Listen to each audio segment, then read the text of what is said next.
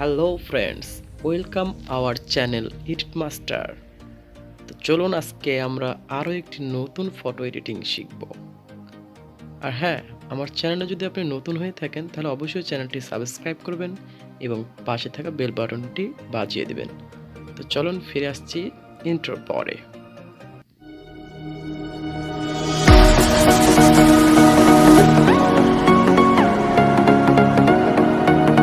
প্রথমে আমরা একটি ফটো পিকআর্ট অ্যাপ্লিকেশনে শেয়ার করে নেব।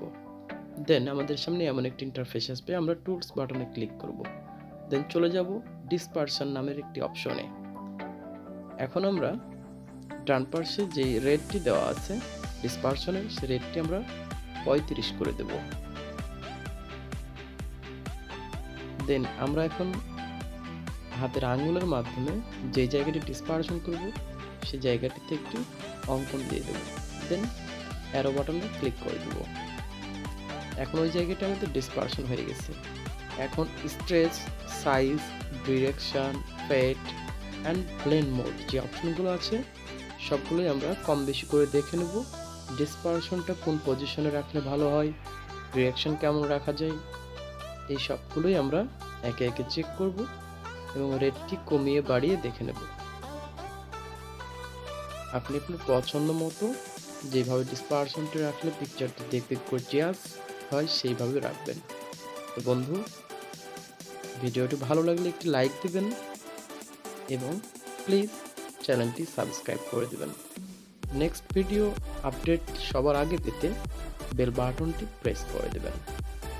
ফ্রেন্ডস, দেখছেন আমি আমার মতো করে ডিসপারশনটি বসিয়ে নিচ্ছি। ব্লেন্ড মোড আপনারা নর্মালি রাখবেন।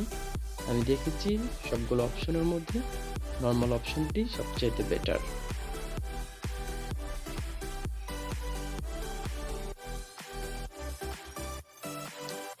ফ্রেন্ডস, পিকচারটি কত সুন্দর লাগছে দেখতে।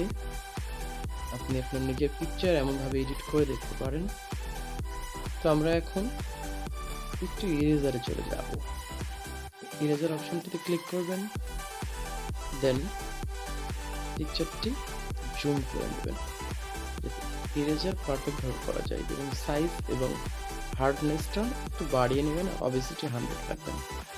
দেন জুম করার পরে বাড়তি অংশটুকু একটু ব্রাশ দিয়ে কেটে নেবেন, এতে পিকচারটি আরও গর্জিয়াস এবং দেখতে অনেক সৌন্দর্যমণ্ডিত হয়।